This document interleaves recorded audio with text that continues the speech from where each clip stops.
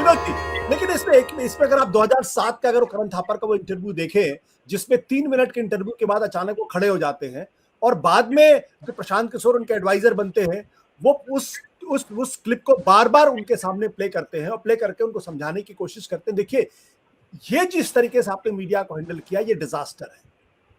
और शायद तब उनको ये समझ में आ गया कि मीडिया को मैं शायद उस तरीके से हैंडल नहीं कर सकता, या ये मेरा थॉट प्रोसेस हो सकता है, मैं गलत हूं। दूसरा सवाल इस बात को लेकर यह कि नरेंद्र मोदी की जिंदगी में प्रधान मुख्यमंत्री के तौर पर ऐसे बहुत सारे वाकये हैं जो बड़े अनकंफर्टेबल सवाल खड़े कर देते हैं, और उस तरीके के सवाल शायद हिंदुस्तान में किसी और नेता ने फेस नहीं किया होगा। क्या वो अनकंफर्टेबल सवालों को फेस नहीं करना चाहते हैं, इसलिए वो जो एक जिसे कहते हैं एम्बेडेड मीडिया है, उससे तो कंफर्टेबल रहते हैं, लेकिन जो तीखे सवाल करता है उससे वो कंफर्टेबल नहीं रहते और इसलिए प्रेस कॉन्फ्रेंस भी नहीं करते?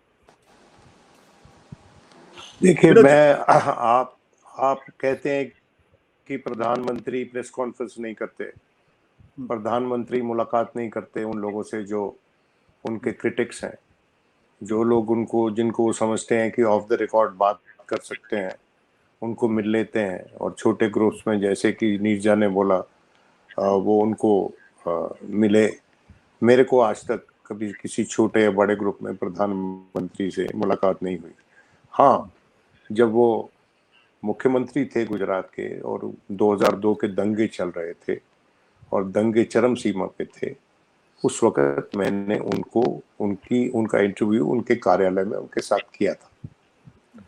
और इंटरव्यू के बाद माननीय मुख्यमंत्री तात्कालीन, अब प्रधानमंत्री, उन्होंने कहा, देखो विनोद, मैं जानता हूं कि तुम मेरी पार्टी की विचारधारा के खिलाफ हो, फिर भी मैंने तुमसे बात की है। और मैंने उनको जवाब दिया था, नरेंद्र भाई, इसी को लोकतंत्र कहते हैं, ये स्नेह आप बनाए रखे हैं। और ये मेरा जवाब यशवंत देशमुख को है। जब आप सार्वजनिक जीवन में हैं तो आपका क्रिटिसिज्म होगा।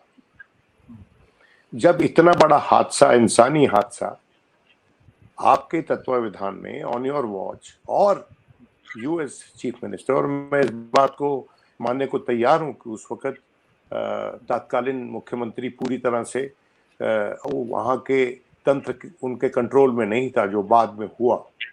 और उस वक्त बहुत से ऐसे लोग थे, प्रवीण तोगड़िया जैसे, जो अपनी मनमानी कर रहे थे उस दौरान। तो ये हो सकता है कि उस वक्त उनको ये लगा हो कि जो क्रिटिसिज्म उनका हो रहा है वो जेन्युइन क्रिटिसिज्म नहीं है। फिर भी जब आप सार्वजनिक जीवन में हैं तो आपका क्रिटिसिज्म होगा, और ज्यादा हो या कम हो। मैंने यशवंत के आने से पहले 2-3 चीजें इंगित की थी। और एक बात और बता दूं उसके चलते, कि एक बार वो दिवाली मिलन होता है ना बीजेपी का, तो मैं वहां गया और वो मुझसे मिलते हमेशा बहुत अच्छे से हैं, और मैंने उनको कहा कि प्रधानमंत्री, अब तो 4-5 साल हो गए हैं और अभी तक मैंने आपका ऑफिस भी नहीं देखा, तो क्या मैं आपके ऑफिस में मिल सकता हूँ? अरे उसके बारे में तो मुझे सोचना पड़ेगा। ये मजाक करते हुए वो चले गए। देखिए, बात ये है कि ये बात सच है कि वो अधिकार है किसी भी प्रधानमंत्री का कि वो उन लोगों से मिले जिनके साथ वो कंफर्टेबल है बात करने में, और उससे हमें गुरेज नहीं है। लेकिन जहां पर आपत्ति होती है वो ये है कि जो नियमित क्वेश्चन आंसर डे प्रधानमंत्री का होता था पार्लियामेंट में, वो भी रद्द कर दिया जा चुका है। वो भी नहीं होता। आप प्रेस कॉन्फ्रेंस तो छोड़ दीजिए। और दूसरी बात, आज के दिन जो ज्यादा मैं समझता हूं गंभीर बात, वो ये है कि एक तो आरटीआई की क्वेरीज को छोड़ दीजिए, किस तरह से उनको रिजेक्ट किया जाता है। दूसरा सवाल जो पूछ रहे हैं मेंबर ऑफ पार्लियामेंट, बहुत से इंस्टेंसेस हुए हैं अभी हाल ही में जहां पर जवाब मिला है कि इस सवाल को हम नहीं ले सकते, इसका जवाब नहीं देंगे हम। तो बहुत सी ऐसी चीजें हो रही हैं जिससे कि एक्सेस जो है टू इंफॉर्मेशन वो रिस्ट्रिक्टेड है। मुझे प्रधानमंत्री से नहीं मिलना, प्रधानमंत्री बहुत व्यस्त व्यक्ति होता है, उसके पास बहुत से काम होते हैं पत्रकारों को मिलने के अलावा। लेकिन जो एक्सेस टू इंफॉर्मेशन है एज अ जर्नलिस्ट, उस पर जो रिस्ट्रिक्शंस हैं, उस पर मैं समझता हूं कि चर्चा की जरूरत है हमारे देश में। क्योंकि हो सकता है कि तात्कालीन सरकार ये सोचती हो कि कुछ प्लेटफॉर्म्स निकम्मे हैं, उनके काम के नहीं है, लेकिन फिर भी इस देश में एक स्वतंत्र मीडिया है, ये तो कहा जाता है, आश्वासित किया जाता है, और उस स्वतंत्र मीडिया को अपना काम सुचारू रूप से करने के लिए, जैसे कि अमेरिका में जीएम कोस्टा, उसका प्रेस पास कैंसिल कर दिया गया था व्हाइट हाउस का, सुप्रीम कोर्ट ने रिस्टोर कर दिया। तो मेरी बात, मैं ये कहना चाहता हूं कि अब अभी हाल ही में व्हाइट हाउस कॉरेस्पॉन्डेंट्स के डिनर को अटेंड किया जो बाइडेन ने, और वहां पर तरह तरह के प्रधान वहां उनसे मजाक हुए, उनसे सवाल पूछा गया जो बाइडेन से, कि ये बोला जाता है कि your faculties to understand and imbibe issues is doubtful. ये सवाल पूछा गया यूनाइटेड स्टेट्स के प्रेसिडेंट के साथ। देखिए, सार्वजनिक जीवन में आप हैं तो आपसे सवाल विभिन्न प्रकार के पूछे जाएंगे, और आपका कितनी निष्ठा लोकतंत्र में है, कितनी निष्ठा अपने आप को अकाउंटेबल बनाने में है, उससे पता चलेगा कि आप कितने सवाल लेते हैं और कितनों के जवाब देते हैं और कितने एक्सेसिबल हैं। ठीक है विनोद जी। नीरजा जी, थैंक यू सो मच। आपको 10:30 बजे तक हमने आपका टाइम लिया था, अगर आप जाना चाहे तो जैसा चाहे, अगर आप रुकना चाहे तो आपकी मेहरबानी। हरि जी, यहाँ पे एक सवाल मेरे दिमाग में ये है कि नरेंद्र मोदी जी के बारे में कहा जाता था कि दरअसल उनकी इंग्लिश थोड़ी कमजोर है और वो अंग्रेजी में जवाब देने में बहुत कंफर्टेबल नहीं है, और आज की तारीख में वो जहां भी विदेशों में भी जाते हैं वहां भाषण हिंदी में ही देते हैं, इसमें कोई दो राय नहीं।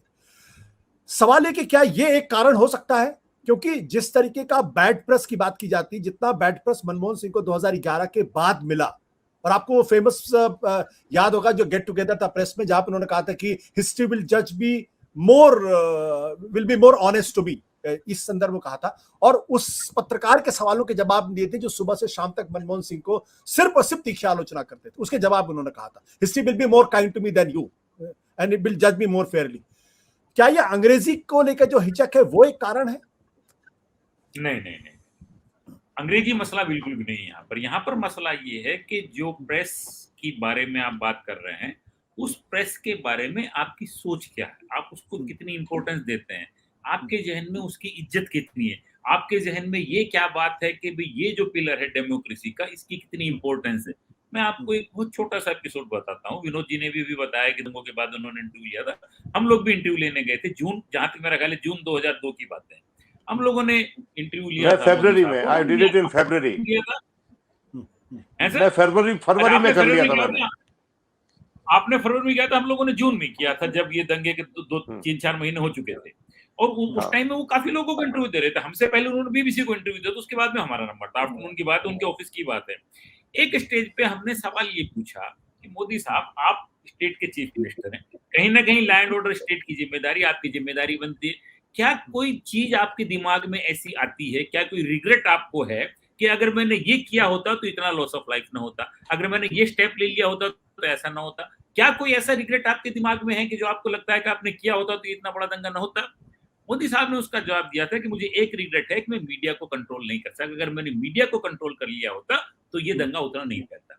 अब ये चीज जो है, ये आपके माइंडसेट को बताती है कि आप उस मीडिया के बारे में, जिसको हम लोकतंत्र का चौथा पिलर कहते हैं, उसके बारे में आपकी सोच क्या है। आपने कई बार अपने आशु जी जिक्र किया ट्रंप का।